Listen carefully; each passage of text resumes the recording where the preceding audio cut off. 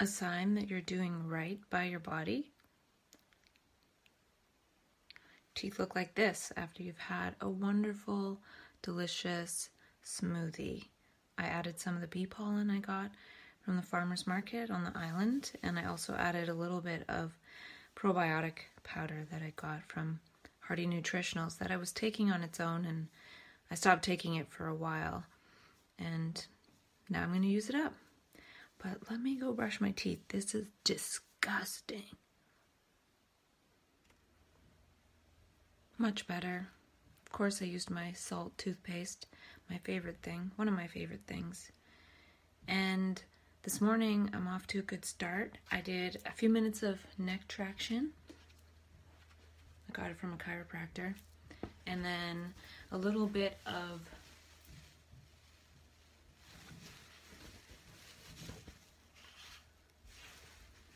it's also called a spunk, though I don't think this is the spunk brand. So just sort of wakes up my skin, and I'm sure there's lots of benefits as well. Improving circulation, things like that. I jumped on my trampoline, I had my smoothie, I'm drinking yerba mate, and I got some new yerba mate in the mail because I went to the place I usually get it and they didn't have any. So I had to revert to online, and often it's easier for me to just buy things online. And another thing I bought online today that I was going back and forth around buying, but then I found it for about $25 US with shipping, is a heart rate monitor ear clip.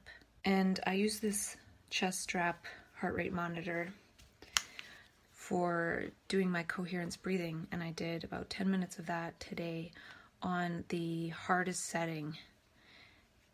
I was on hard and now I'm on extremely hard or something. Ooh, that sounds dirty. But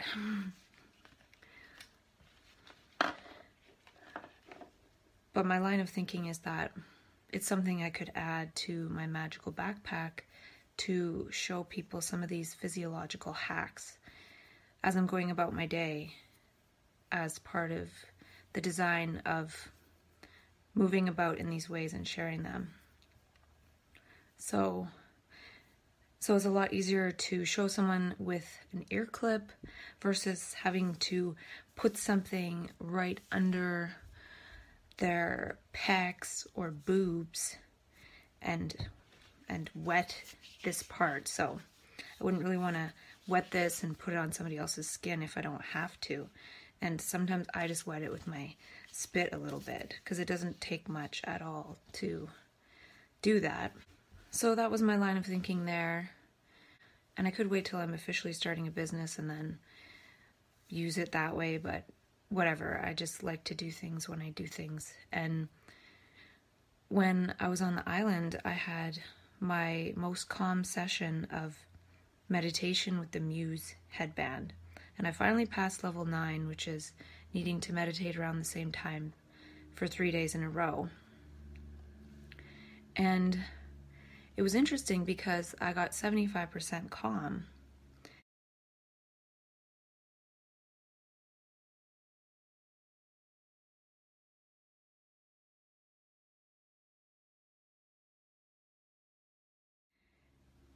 And it was the most calm ever, yet that was the night that I accidentally killed the bee.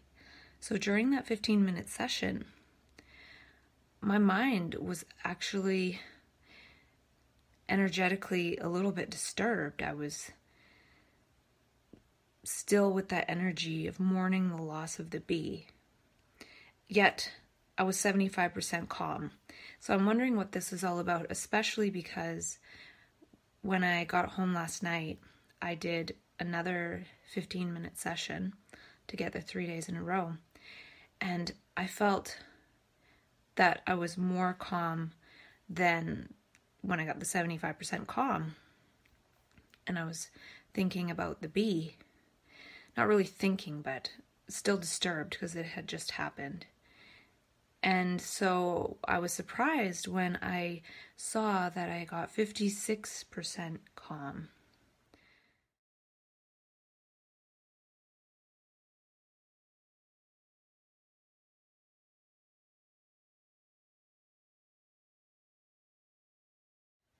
and my brain was more in the active state. I had more recoveries from the active state, and I was thinking, well, what's that all about? And the thing that I like about this Muse headband is creating some of my own meanings and discoveries from it about my brain and my being, not only using it the way they're saying focus on your breath. And I wasn't focusing on my breath when I was pondering the bee. I wasn't at all. Yet it showed that I was in this really, really calm space.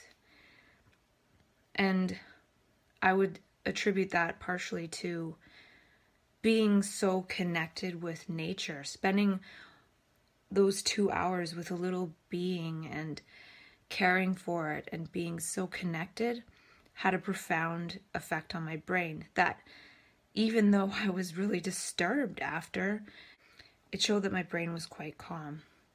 And also I feel that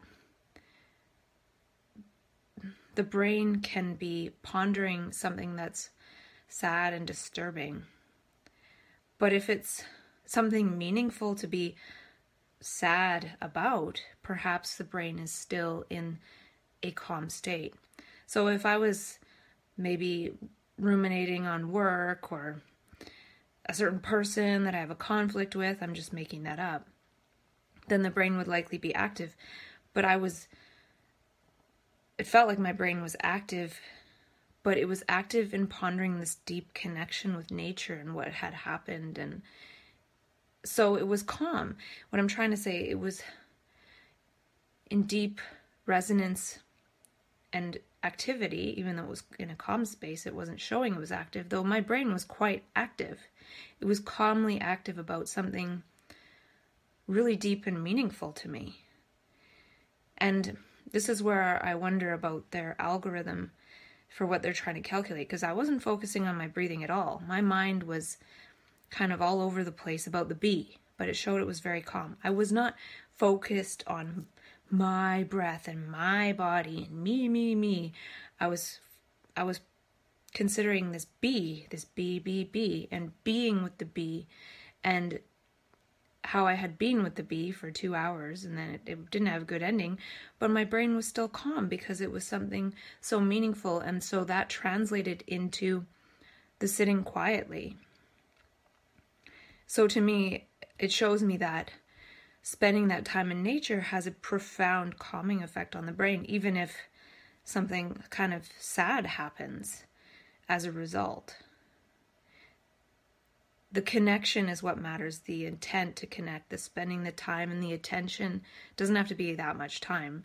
Somebody doesn't have to spend 2 hours with one bee.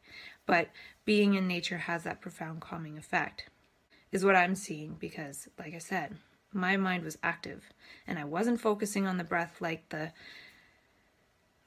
coaching of the Muse app would say to do. And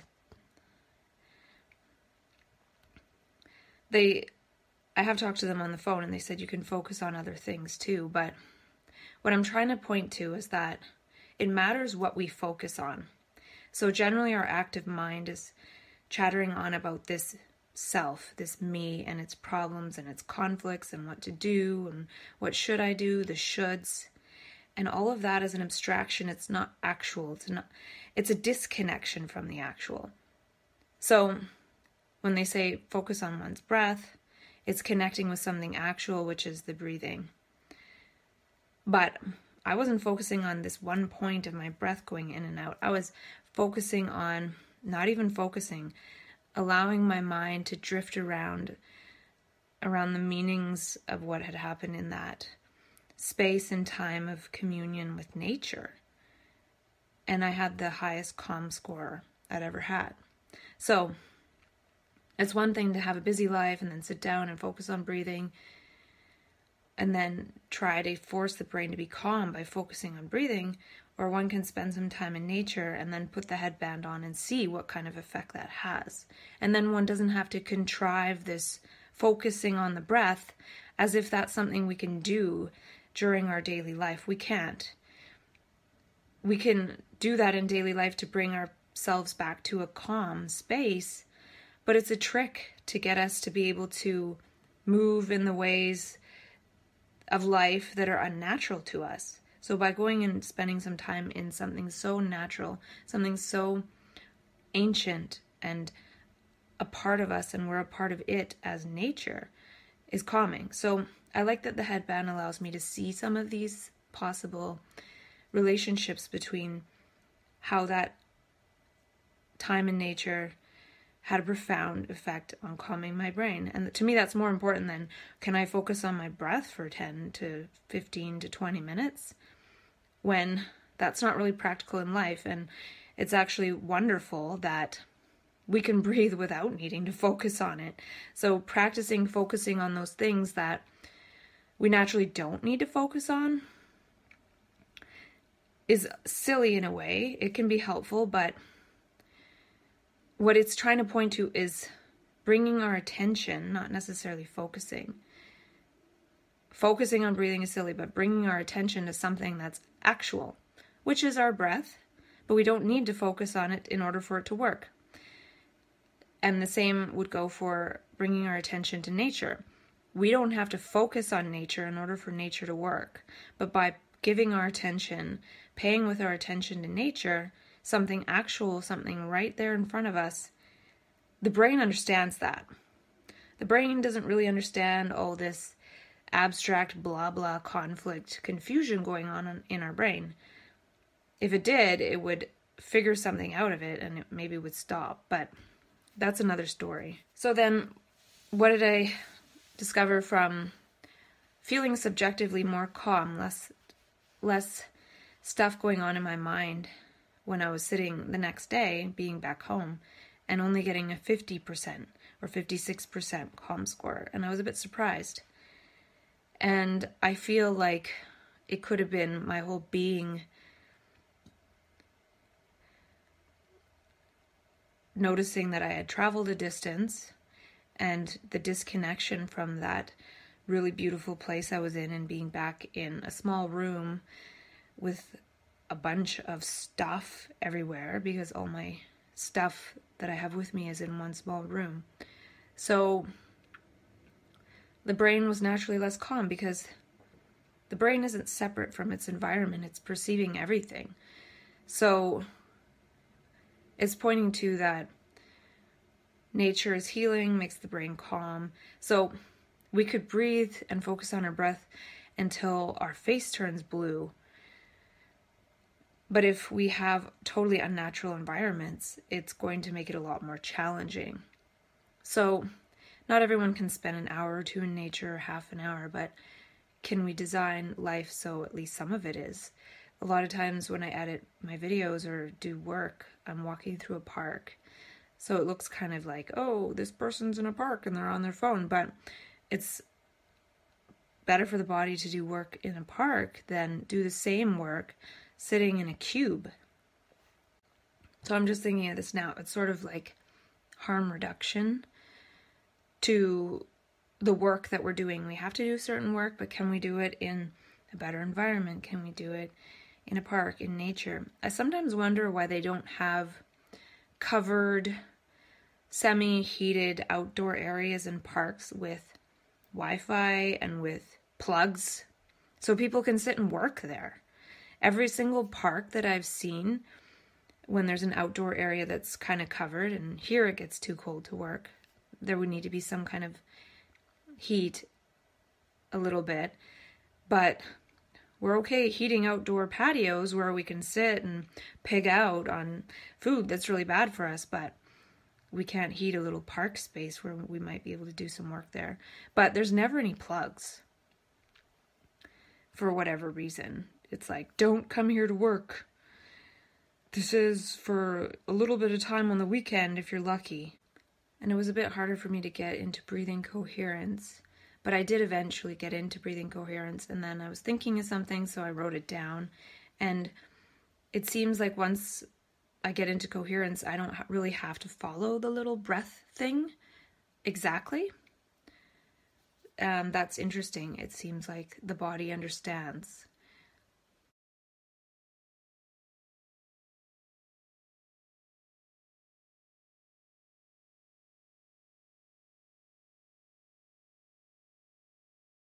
That one has the intention of putting it into coherence of heartbeat and breathing, and then it knows how to do it. It creates the coherence without having the perfect breath rate. And I think that's part of what is training the body to do, because one isn't always going to be hooked up to the app.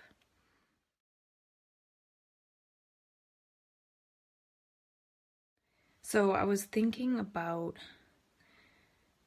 this course I'm going to create a little bit, well, a lot, but the thing that came to mind this morning was that there's certain tools that really do help the physiology. And one is the micronutrients, of course. Things like yerba mate instead of coffee, this complete coherence app, the Muse headband. So one could move towards gathering some tools that help us create good physiology. We need to create that. It's not a passive thing that happens. If I eat McDonald's all day long, we know what happens. There's that movie, Super Size Me. So our gestures, our movements, what we put in our body is what we create as ourself.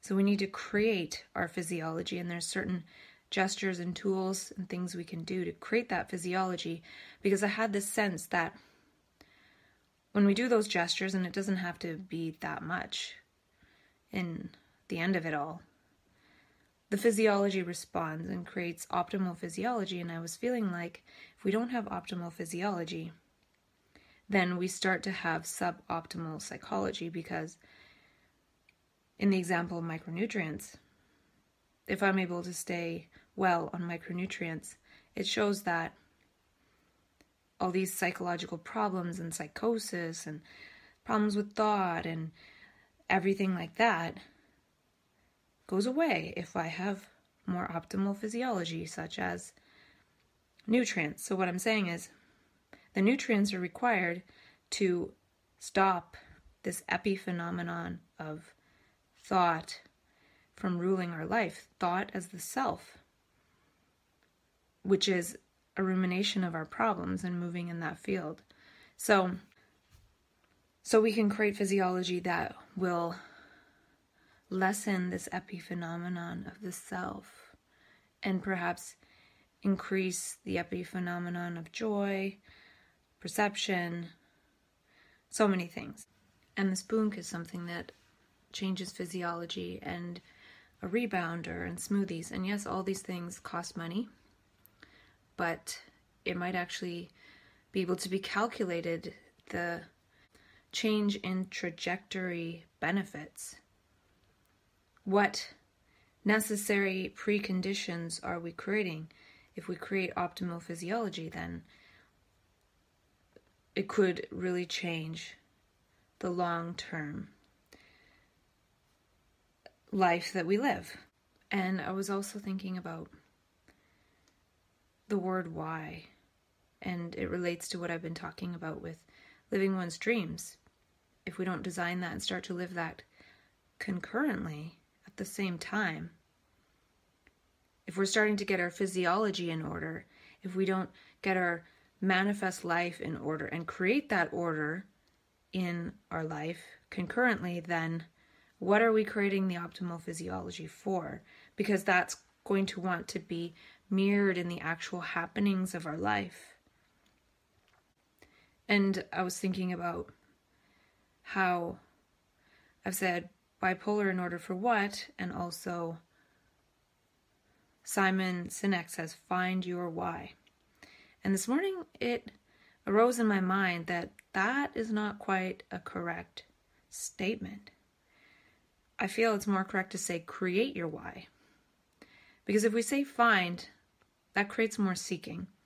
And our main trouble is that we're seeking for something away from the moment. So by looking to find my why, I'm looking somewhere for it. It's not here right now. But if we create our why, then all of a sudden we're in the moment creating it. We're accessing our creative power, which is the power that we've lost because we're so busy seeking, looking, trying to find. Trying to find makes us blind. So saying find your why encourages more seeking. It's saying it's something out there to find. We have to create it. We have to create our why. And by creating optimal physiology, we're creating optimal physiology in alignment with life so we can live life. The why is in living life. And part of living life is creating the life that we're living and living that which we're creating. It's joyful to move into something that we've designed for ourselves to move through.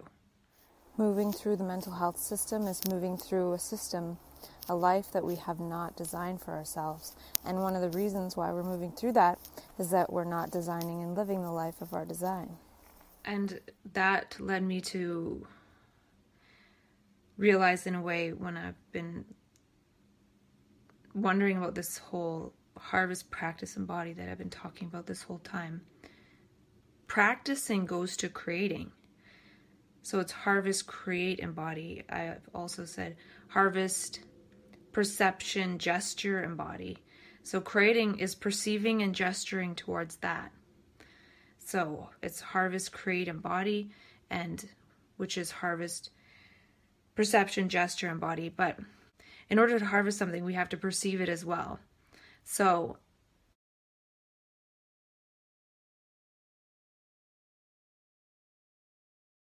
fundamentally, it's seeing something and creating it. And I want to talk about the micronutrient studies that I read. They're pretty profound, and maybe I'll go into more studies because people love science. My main experiment is my living, experiencing, but it's cool to have the science to back it up. I've already moved into that reality of being on micronutrients and not medications, but reading some of the science will help reinforce what I've done by creating more context around the science of it, which adds to the web of context, and it helps to make sense of everything. And something else I thought of was that when I launched this business, or whatever the heck it is, and I had some really fun ideas around that, it'd be fun to have a launch party, and then the launch party is also a coming off party. Coming out about coming off meds, because I've only told one person back home. And so when I get to that 9-month mark, it'd be cool to launch the business, which would be an online course summarizing some of this, because I will likely share this 200 plus hours, but it'd be cool to break it down and make it digestible for people. At least that's what I'm feeling I want to do at this moment. I'm not sure. And then design that trip, and also it's a launch party, and another word for launch is takeoff. So then part of the launch is taking off, which is going on a trip that I'll design as a fun and learning trip, and maybe taking people with me or meeting people along the way. I'm not sure how it'll look. So I'm going to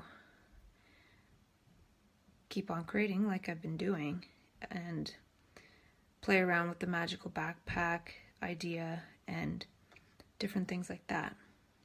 And all this is a different scaffolding. It's a different physiological scaffolding, is a different life scaffolding. So as we optimize our physiology, which is our material scaffolding, we also need to optimize our unfolding of life and how we move through life and live it. And I was thinking about the 80-20 rule of how I probably use 80% of my voice to talk to myself in creative ways, and then this is creating the movement of my life as well. And I was thinking about how there's probably a certain percentage of energy that we need to devote into designing and living our dreams. So it's okay if I have a little job here, a little job there, or conversations that are at the level of the memories and me in the past, but also designing in these other ways of being and communicating. And the main way I've done that is communicating this way with myself for a little bit of time each day, and it varies. But that keeps me grounded in that way of communicating. So then the fact that most of the world doesn't communicate in that way is okay.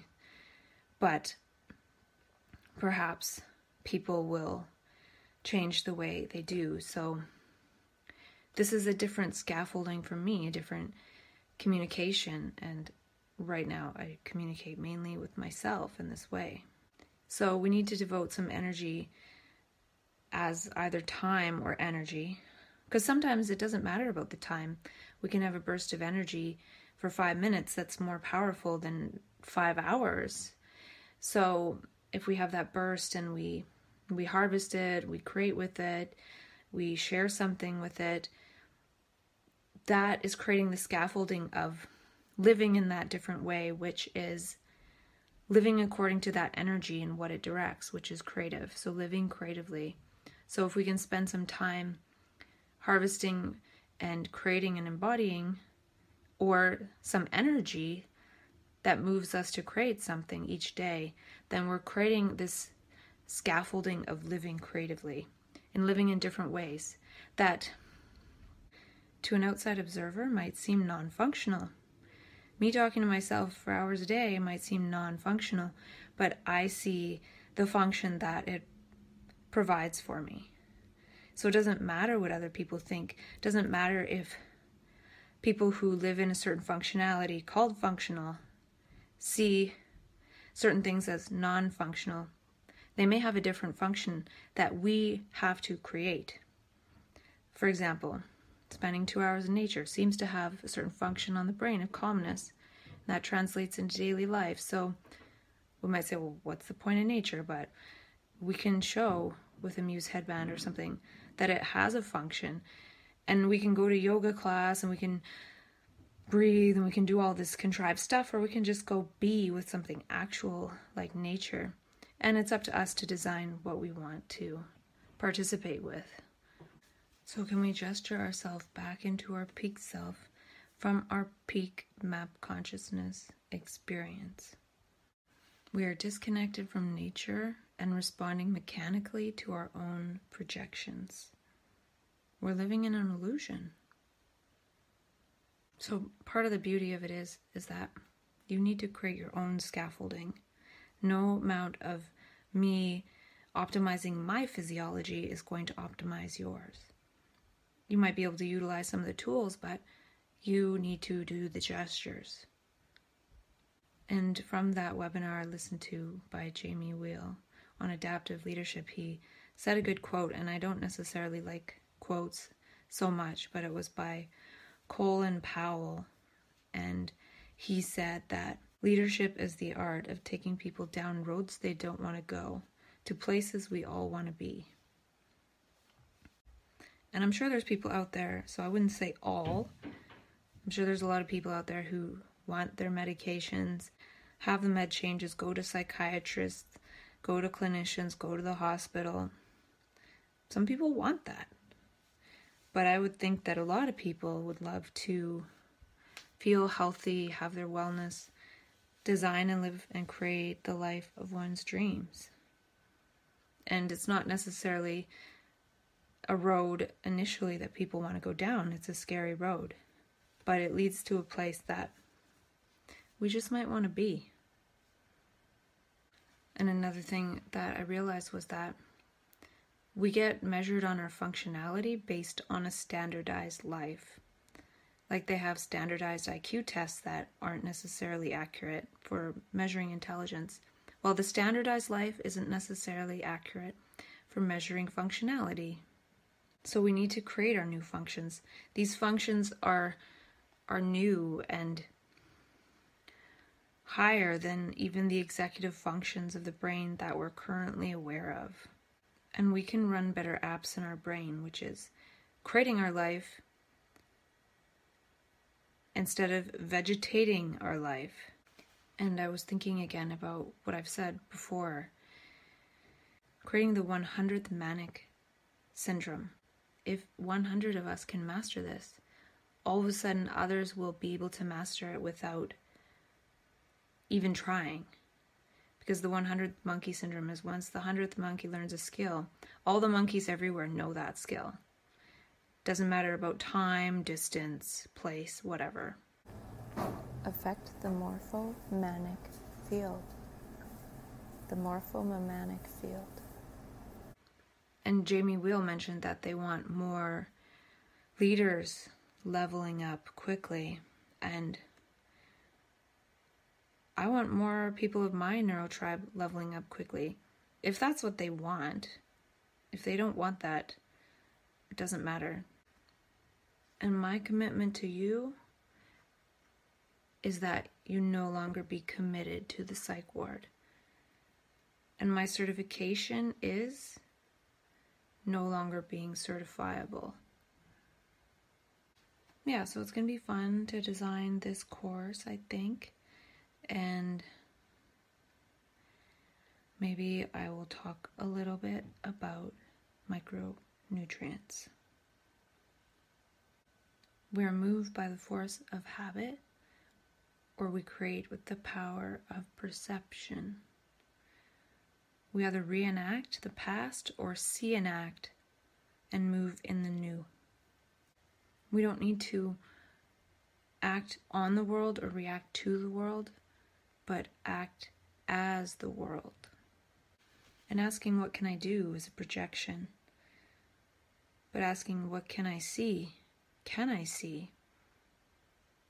brings us in contact to what's now.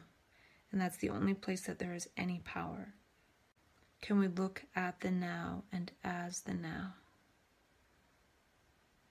So, micronutrients. I'm not sure how much depth I'm going to go into about this, but it could be quite a lot because it's important. And in one of the papers on micronutrients, I came across a study, Antipsychotic Maintenance Treatment, Time to Rethink. And I wasn't planning on starting with this one because this isn't a paper about micronutrients at all, but it was referenced in one of the micronutrient papers. And interestingly enough, it says, no funding was received for this work.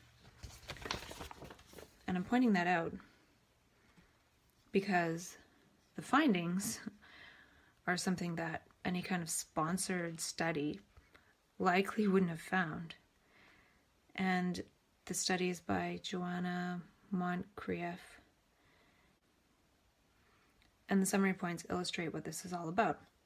It says, existing studies of long-term antipsychotic treatment for people with schizophrenia and related conditions are too short and have ignored the impact of discontinuation-related adverse effects.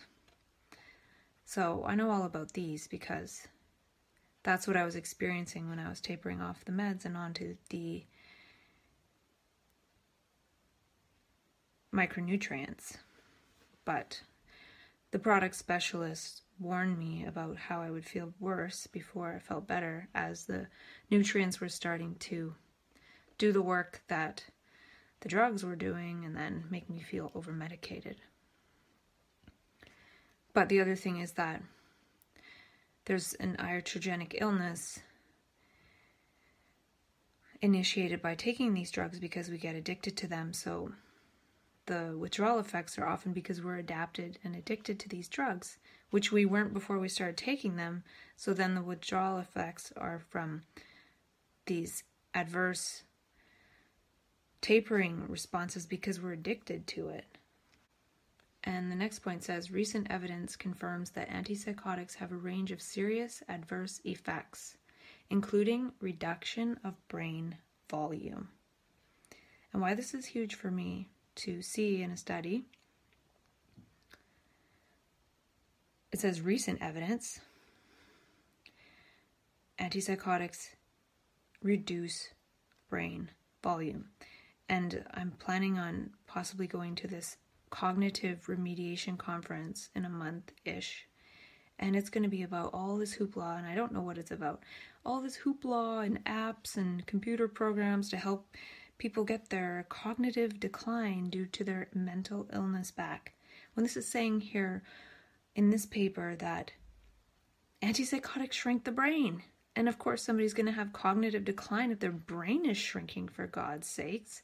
So in the cognitive remediation outline, it says, oh, cognitive remediation doesn't replace medications. So they're implying that people should always be on medications. And then do this hoopla of cognitive remediation technique or whatever, which just creates more jobs for people to live off the fact that people are suffering taking all these drugs. And down when the paper starts, it says that recent data from the United Kingdom indicate that 97.5% of mental health service patients diagnosed with schizophrenia are prescribed at least one antipsychotic. So people are on this stuff. Pretty much everyone is prescribed an antipsychotic. And then the current thinking is antipsychotic maintenance treatment, which means taking antipsychotics all the time, daily, for the rest of one's life, which is maintenance treatment. And this paper is about time to rethink, because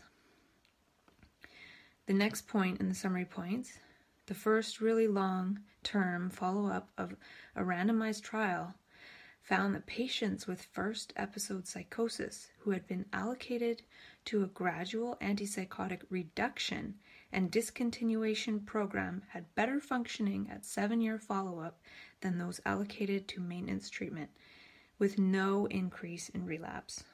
So this is huge, because usually studies are short, so they might show that antipsychotics really help. But what it's showing is when they followed up with people from a randomized control trial, 7 years later, the people that had reduced off of them were doing a lot better. So that's part of the time to rethink the maintenance treatment aspect. Further studies with long-term follow-up and a range of outcomes should be conducted on alternatives to antipsychotic maintenance treatment for people with recurrent psychotic conditions.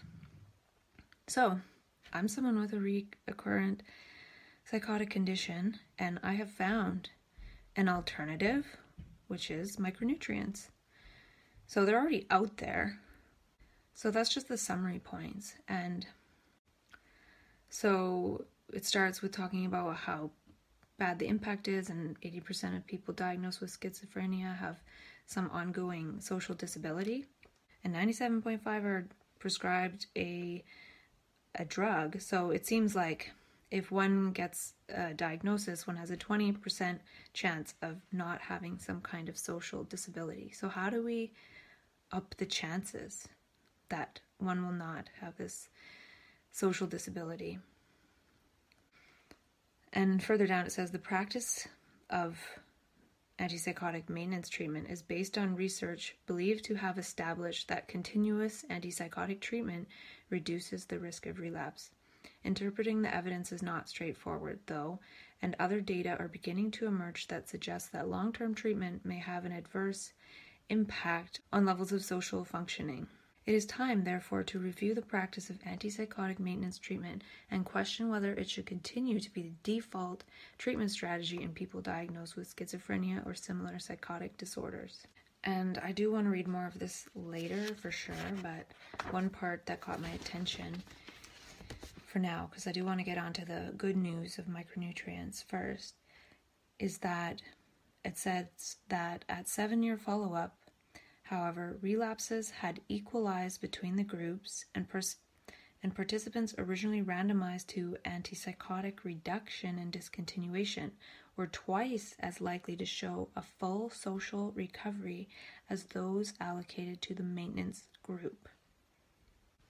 And so part of the question is, well, what are the alternatives to taking these long-term as a maintenance treatment? And it could be micronutrients. I won't have time to fully get into this, but I'll introduce it at least. I read 4 different studies. 3 are about micronutrients more so, and then 1 is related. And the first one is database analysis of adults with bipolar disorder consuming a micronutrient formula. This little blurb called Nutritional Approach to Bipolar Disorder. Do vitamins or minerals apart from lithium have mood stabilizing effects? Improving life expectancy in people with serious mental illness. Should we place more emphasis on primary prevention? So to sum up this paper, they're talking about how they're trying to introduce health monitoring for people that are diagnosed with a mental illness and on antipsychotics. So doing weekly weight monitoring during the first 6 weeks. And the dumb part of all of this, they're saying it's not really that helpful. What it really does is gets people on more drugs, like drugs for cardiovascular disease, and then a lot of times there's no proof these drugs even work, but and this part it says, and it's illustrated here where it says, a recent observational study evaluating the program found that those who attended were more likely to be diagnosed with diabetes, hypertension, and chronic kidney disease, and were most likely to be prescribed a statin than those that did not attend. So it's kind of like an interview to put people on more drugs. And then it says, however, several studies have indicated that physical health monitoring programs have limited benefits in terms of reducing morbidity and mortality. A systematic review of 16 randomized trials investigating clinical outcomes of physical health monitoring found that although screening programs resulted in an increase of the diagnosis of hypertension and hypocholesterolemia, they had no significant impact on cardiovascular morbidity or mortality. So it's just to make more money off the people who are slowly going to die faster anyway. And there's so much more to this paper, and this is where I found the link, the reference to the previous paper. And this one starts off by saying the same thing that I've talked about, substantially reduced life expectancy compared with the general population. And then the other part I found really fascinating in this paper was under choice and duration of antipsychotic prescribing, it says, there's growing debate about whether long-term treatment with antipsychotics is beneficial for all patients with schizophrenia, and not only because of their adverse metabolic effects, but also their long-term effects on brain structure and dopamine receptor function. So this is the part that interests me about the Cognitive Remediation Conference. I doubt they're going to be talking about any of that. They're not going to be talking about how it messes up dopamine receptor function, how it has adverse long-term effects on the brain. They're blaming all that on the worsening of illness. And I don't have a diagnosis of schizophrenia, but this pisses me off. And under conclusion, it says people with serious mental illness die up to 20 years younger because of preventable physical disorders caused by the medications. They're saying what it does to the brain. They're saying there is also evidence to suggest that second-generation antipsychotic treatment is associated with higher risk of cardiovascular disease due to increased weight gain, dyslipidemia, and impaired glucose regulation. So it messes up our whole metabolism.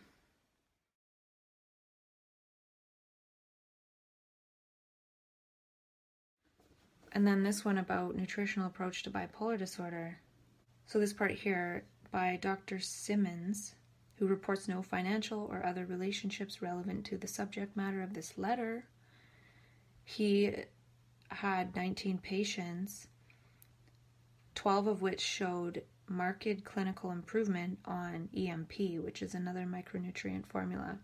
So 10 marked responders, 3 moderate responders. 13 patients were able to completely discontinue psychiatric medication use over a mean of 5.2 weeks, range of 3 to 10 weeks, and remain stable on EMP alone. That's huge. Of the 12 marked improvement, 10 have remained on EMP. Current follow-up mean length 13 months. So over a year later, 10 of the 13 stayed on the micronutrient product. One of the 3 moderate responders has also continued on EMP, so that 11 of 19 patients have chosen to remain on EMP rather than psychiatric medications.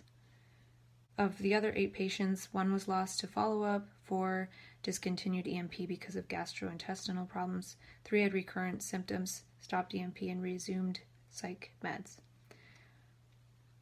So 50% is a lot who can maintain themselves on EMP, because that creates a different trajectory. All of a sudden, now the person doesn't have all these deleterious effects of the antipsychotics that are outlined in the paper I just mentioned before.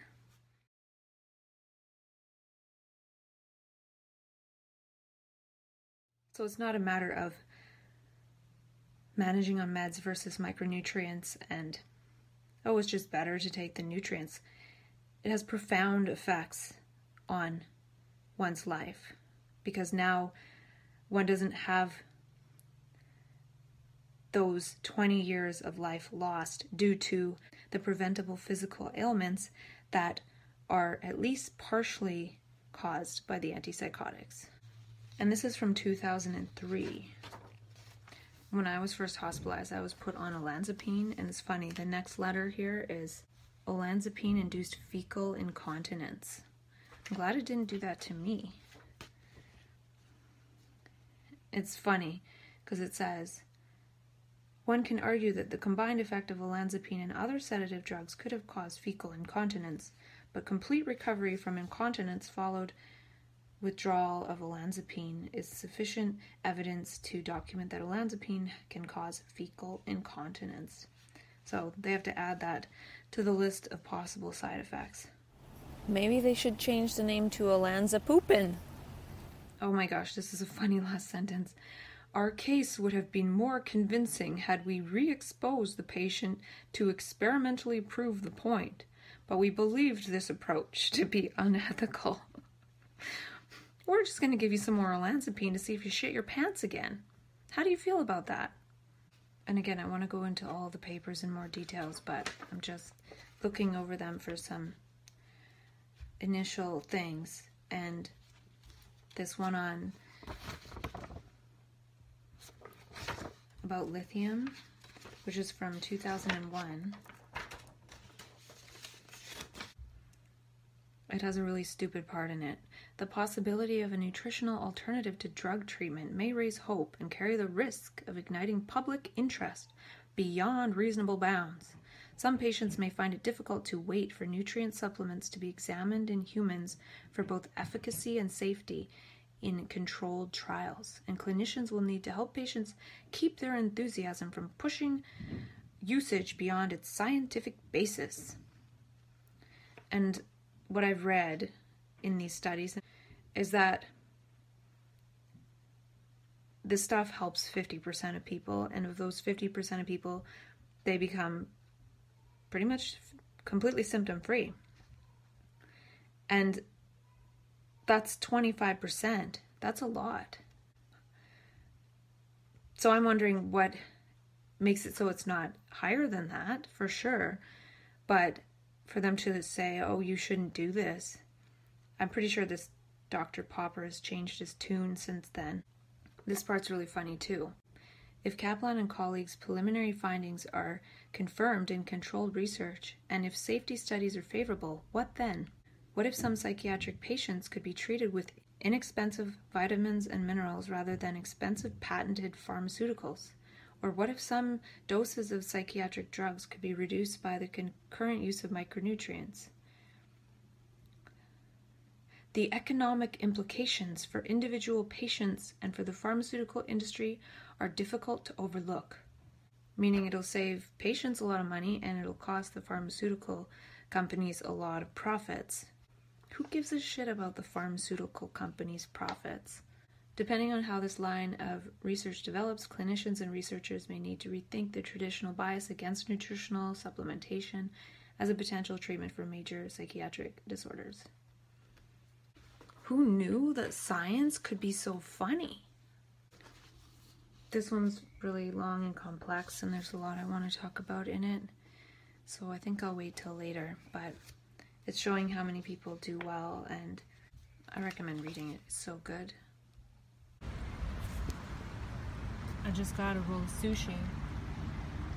Yam tempura roll as an appetizer for the dinner I'm going to make with some friends, because it's not one of those types of dinners where you can eat as much as you want, and I've been so ravenous lately. And I crossed a little stream to sit here, and I was crossing a log and I stepped in the water. So my shoe's a bit wet. It actually felt kind of nice. I like to eat sushi by myself because I eat like a pig. I don't know how to use chopsticks very well, so I usually revert to my hands at some point.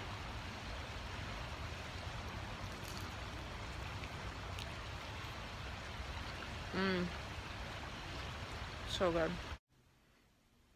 Random bits to talk about today. I do want to keep talking about the micronutrient studies, but not today. Yesterday, I drew a card in my power deck, just for fun, this deck, and it was card 13, which is feminine, and it says the world is bereft of feminine consciousness. To bring Mother Earth back into balance, we must bring back our awareness of her. Language is a barrier between us, but women has always communed with women in an unspoken language. Her roots are entwined with the essence of Mother Earth, for she too is feminine. And a lot of my trip to the island was about this connection. And I was driving and I actually had the thought of how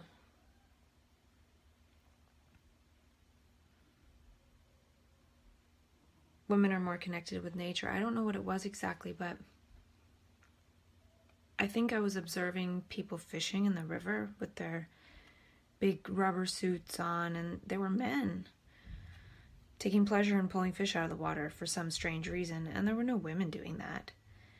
So there's just a lot of actions that women don't do. It's not part of what we find interesting or talk about or do or whatever the heck. So I can't remember what it was that arose in my consciousness about that, but then I drew this card later that day, which was saying the same thing. Let's see what card I draw for today. What's happening today? Today feels very embodied and peaceful, like I'm not thinking about what I need to do next. I'm just really there. I went for a walk with somebody and feeling really present.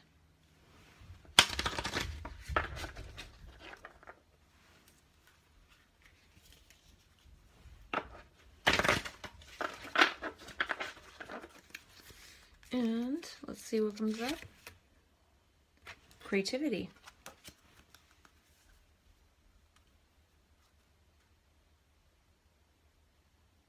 Creativity is part of your future.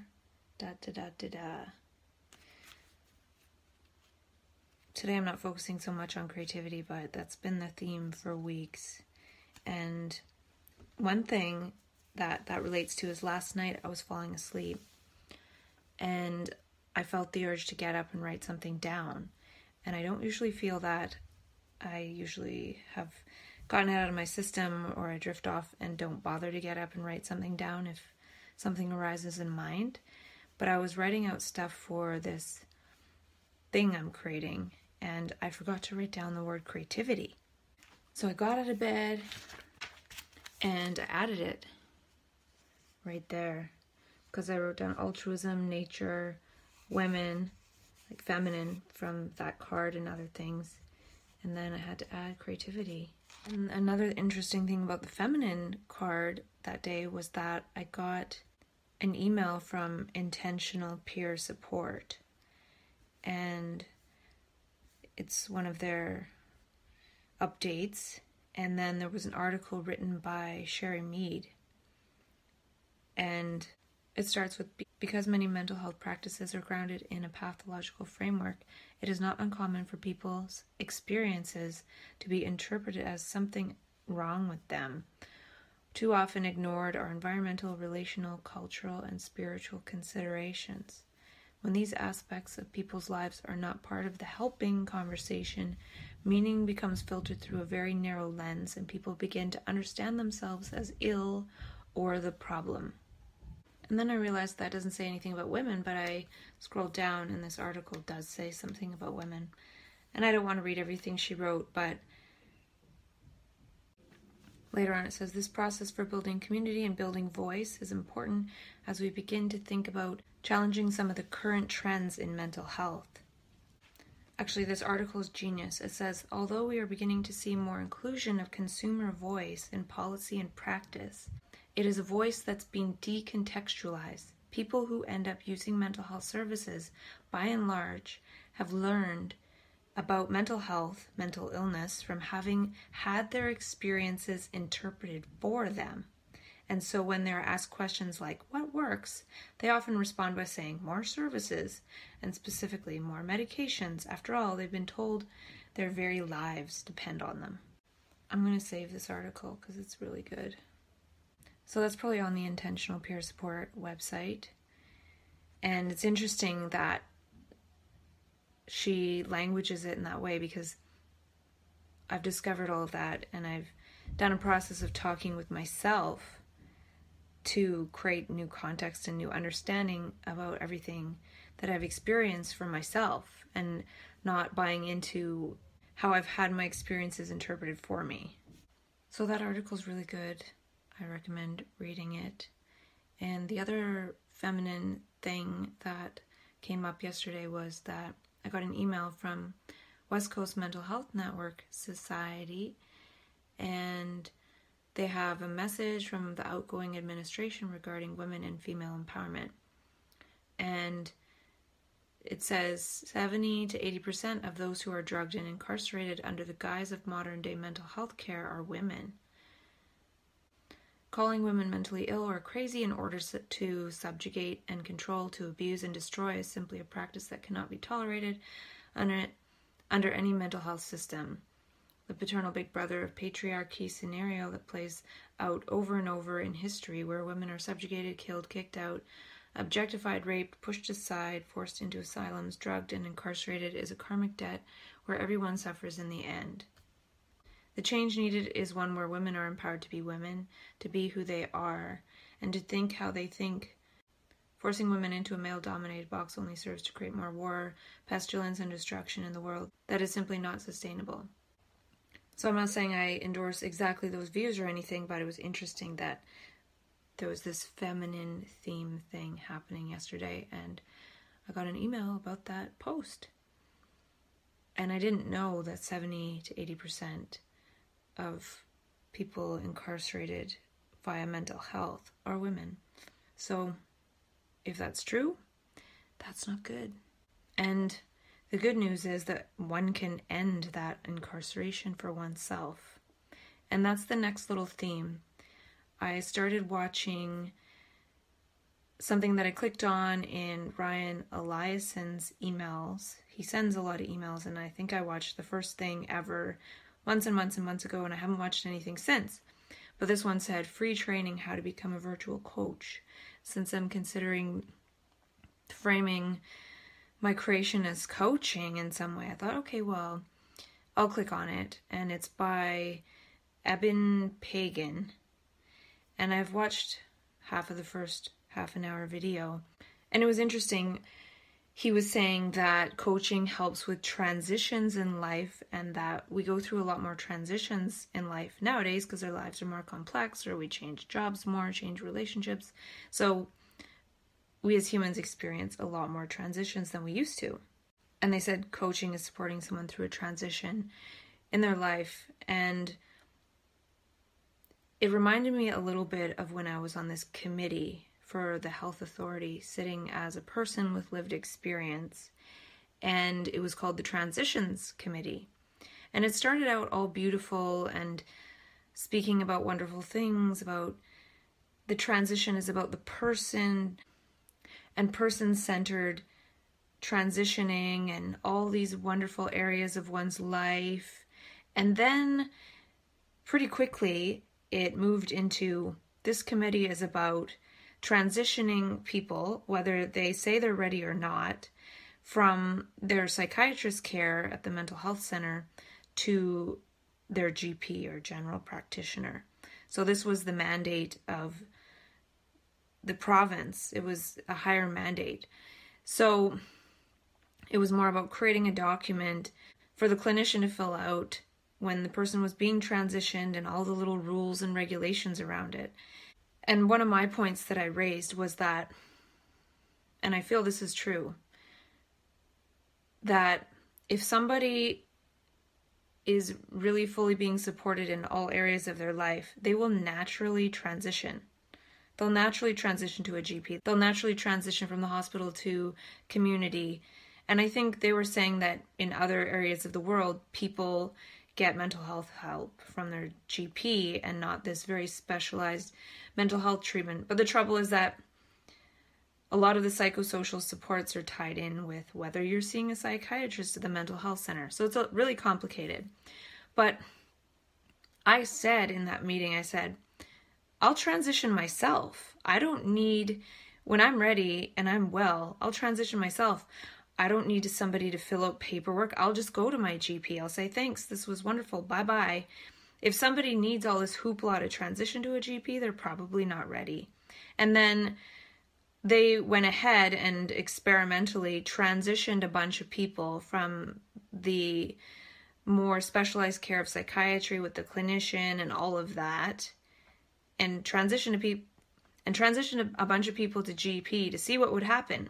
Because, they can come back, and if they come back within 6 months, they can have their file reopened without going through a big intake interview and all that traumatizing stuff of trying to convince someone and wait to get help when someone needs help.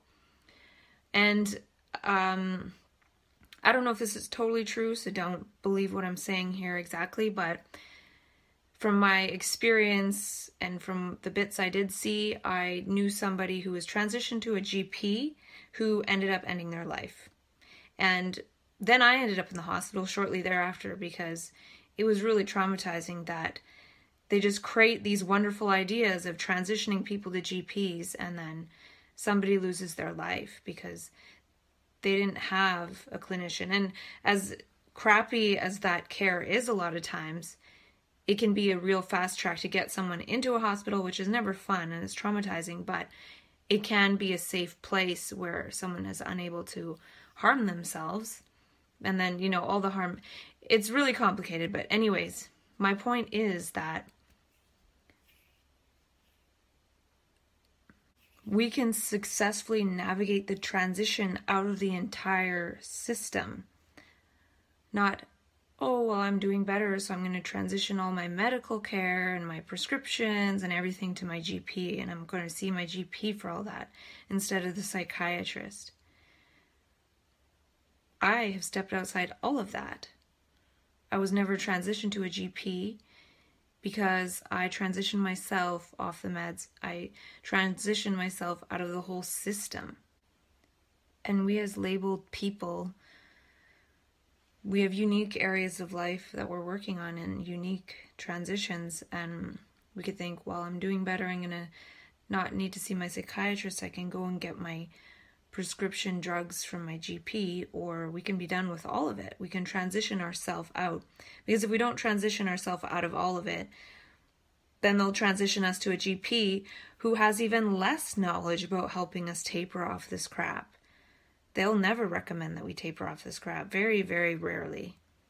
So I don't know if I should have said all of that, but the word transition in terms of coaching made me remember my time being on the transitions committee and feeling like, wow, maybe something can be done to change the system to make it better so people have smoother transitions from this type of service to that type of service. How about stepping outside all of it How about transcendence?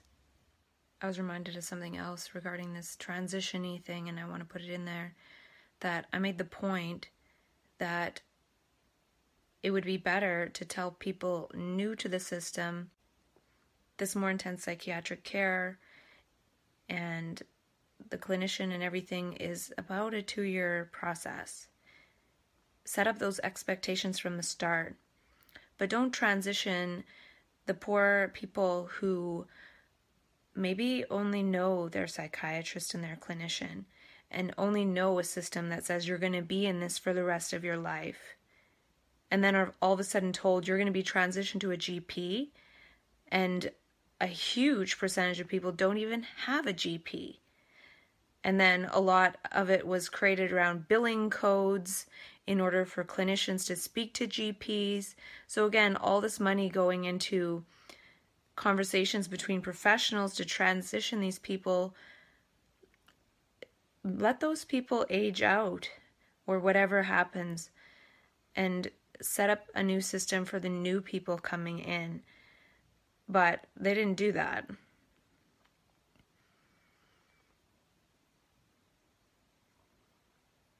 And again, it doesn't matter because it all can be transitioned out of. We can step out of the current trends in mental health. We can step out of the currents that will drown us.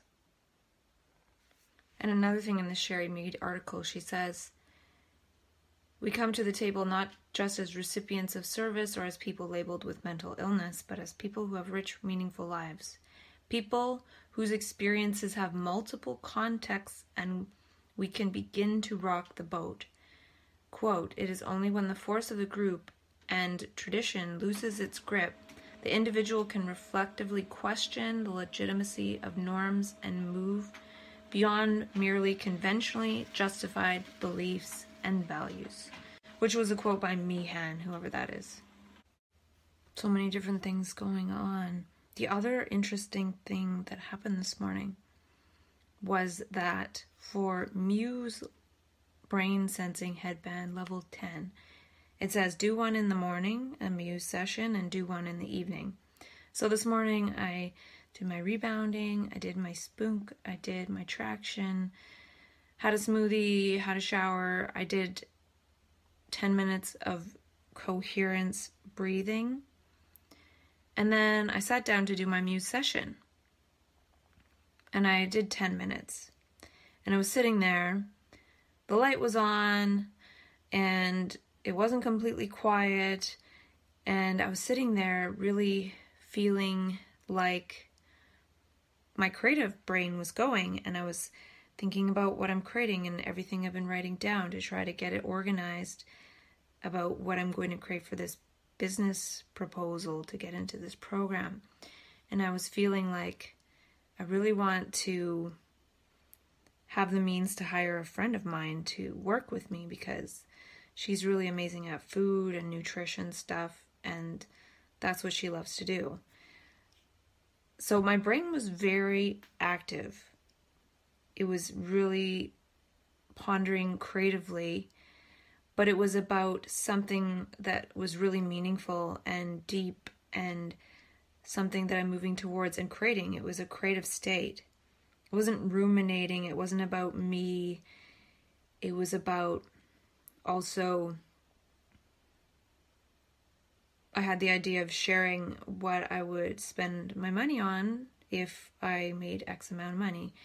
I would buy walnuts and the best nuts and seeds and coconut oil, etc. from realrawfood.com, which I haven't done in quite a while because I haven't had the means since I've been working less after being traumatized in the hospital last year.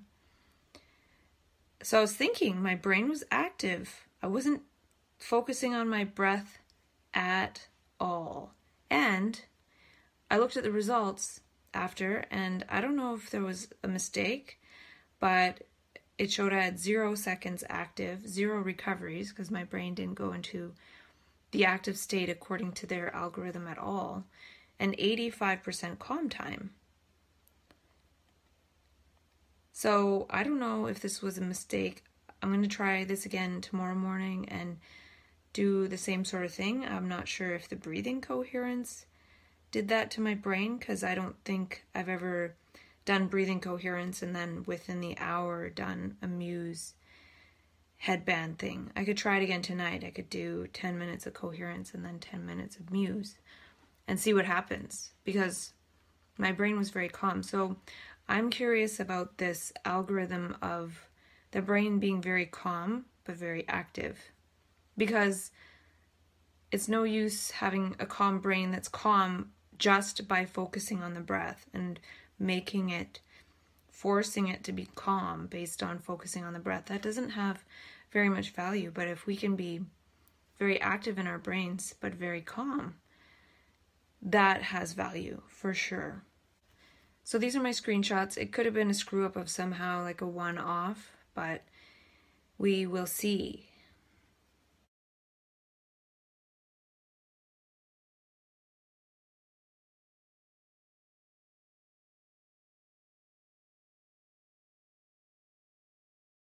And this could actually be showing that breathing in coherence is a lot more powerful than focusing on one's breath and using a Muse headband.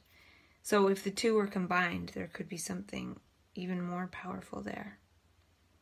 So I've decided to maybe work on the expert level of coherence breathing and master that to some extent, because it's very physiological. And I've been pondering this idea of physiology and also being connected to the real, like connected to nature, is something real. And having the brain active and calm and being really active with life and what's real. Because being active, full of abstractions about the self and past and memory, and it's all a bunch of noise. But perhaps creativity isn't this active noise. Perhaps it's calm. Maybe this is hypofrontality, transient hypofrontality, the brain being very active and alive, but not noisy, and having this diversion and wastage of energy. And I wonder if it's choiceless awareness that Krishnamurti talks about, and passive alertness, the brain being passive but very alert, very active, very sharp, very fluid, very pliable. And this morning, something came to mind related to the physiology bit, which is that it seems like there's an irony in that when we don't have enough material in terms of nutrition, in terms of, say, minerals, micronutrients, so we don't have enough matter at the micro level, then at the macro level, it's a lot easier for us to accept living meaningless habitual lives, believing in the values that society has programmed into us, like wealth, success, power over others, etc., etc.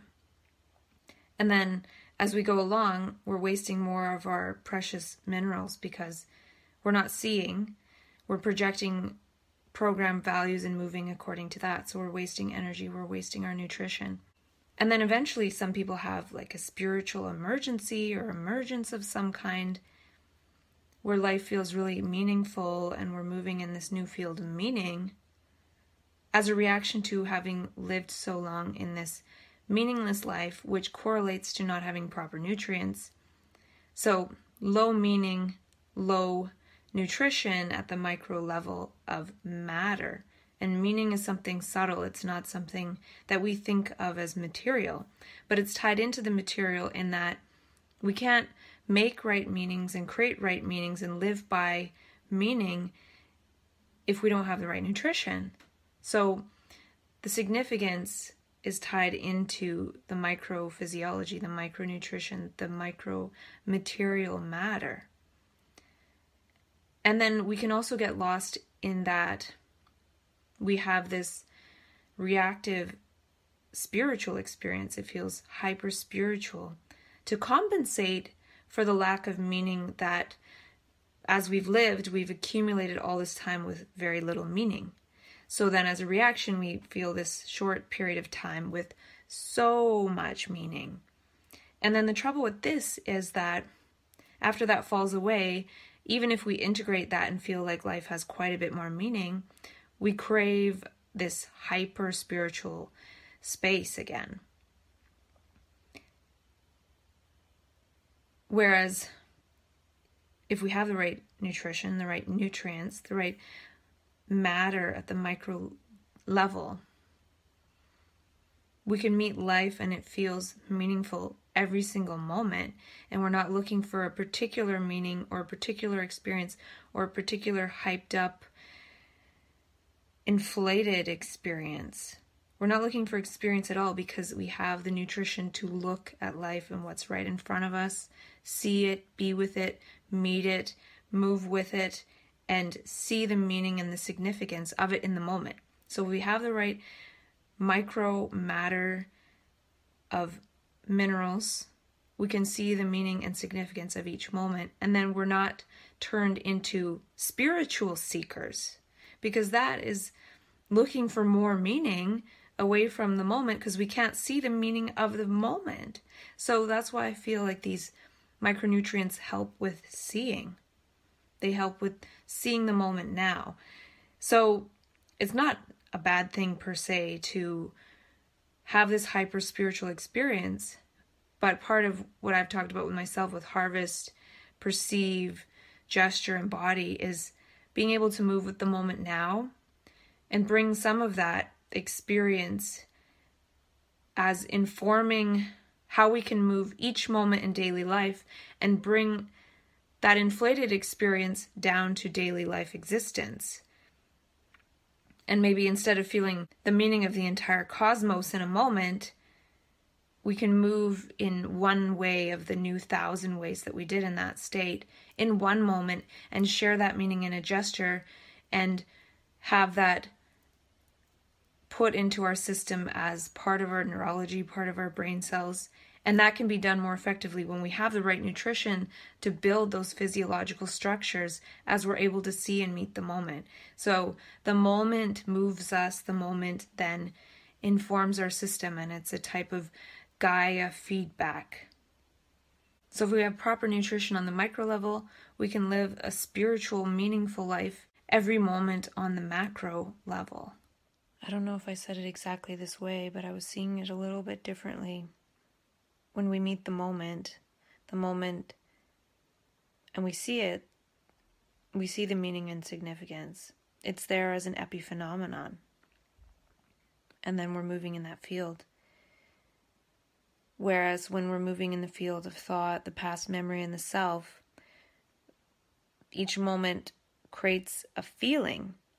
And feeling is part of memory, which is part of the self. So we're moving based on our personal feelings, and a lot of times we take that to be so great. Like, if thoughts aren't good and logic, well then let's go with our emotions and feelings. But that's also conditioned from the past. So we see the meaning and the significance, not the feeling, which ties into recognizing it as a past experience. Like, this feels similar to when I was at this place when I was a child. It's still tied into memory. And those feelings are tied into the epiphenomenon of the self.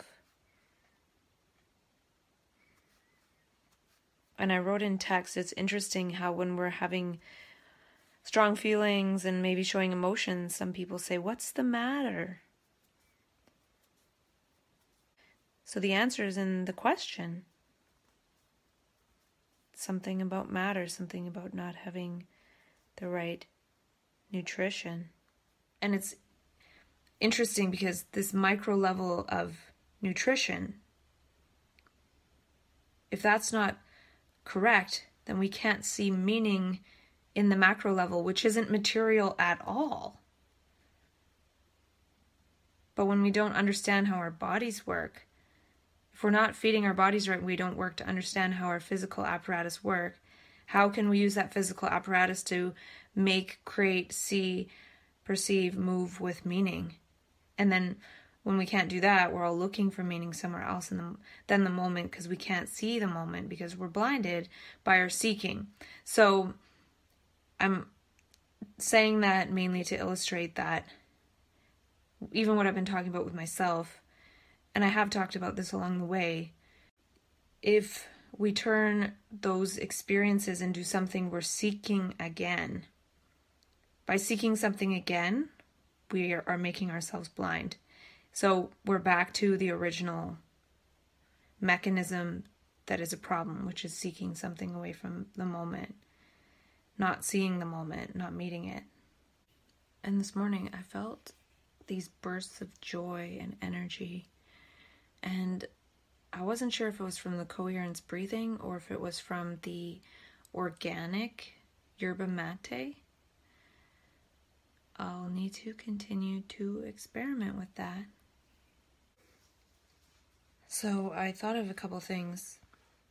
One is about how some people like me won't be able to pay for coaching.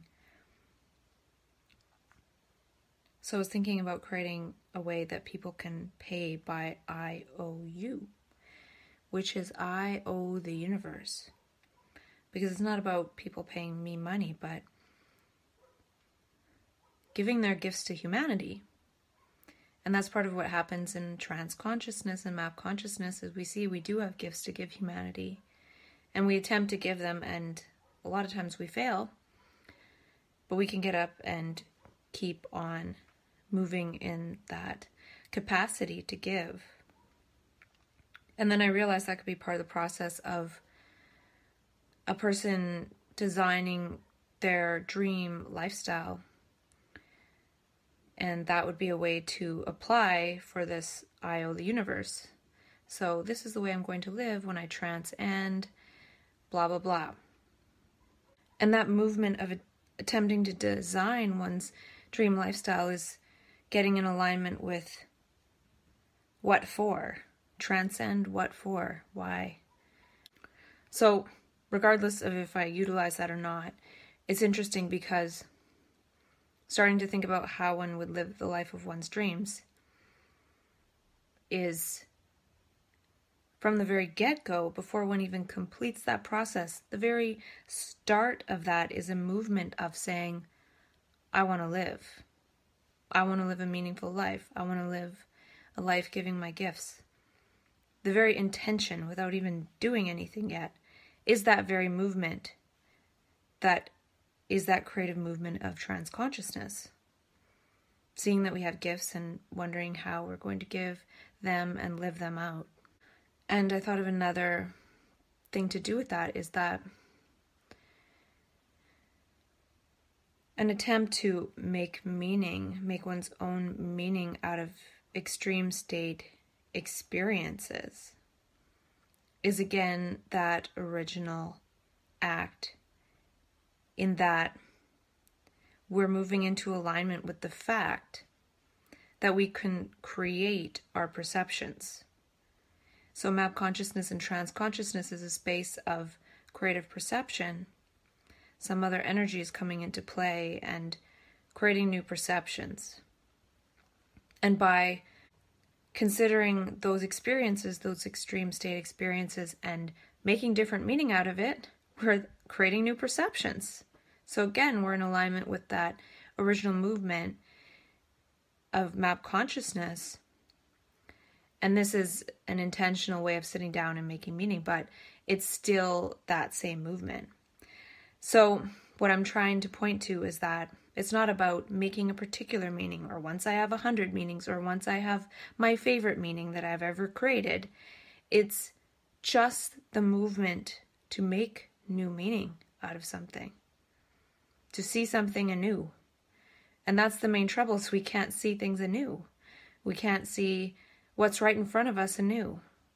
We're seeing it in terms of the old. So even taking an old experience, an old big, meaningful, extreme state experience that we had interpreted for us and called mental illness, and then going back to that, making new meaning out of it, all of a sudden we're creating perception. So we're in that movement of creating perception.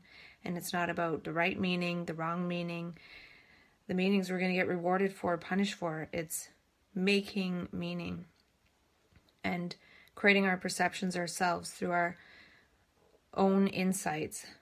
And of course, one doesn't want to get lost in that forever. That's something that I've been working on myself, is I made a lot of different meaning and context, and that was super helpful to crowd out the whole gravity of not only everything I'd been told, but everything I'd experienced, everything that was designed into my life, and move into not only creating meaning and perceptions, but moving through life with new meaning in my eyes and the ability to see and create new meaning and unfold the life of my dreams. So moving as our capacity to create meaning, to create perception, is our uniquely human capacity. So as I just watched myself say that last part, I realized that that is the reversal of what I was going on and on about the micro level of nutrition in the body, making it so we have the capacity to see meaning. So matter, micro matters, can see meaning. And then when we can see meaning, something subtle that we don't consider matter, this seeing the meaning, something so subtle that's not matter, changes the whole unfolding of our gross, physical, material life.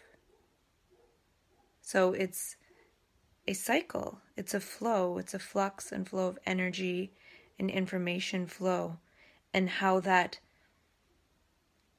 unfolds our life, how that manifests as our life as we move through life. When we can see meaning, we unfold a meaningful life that we experience as our physical material life.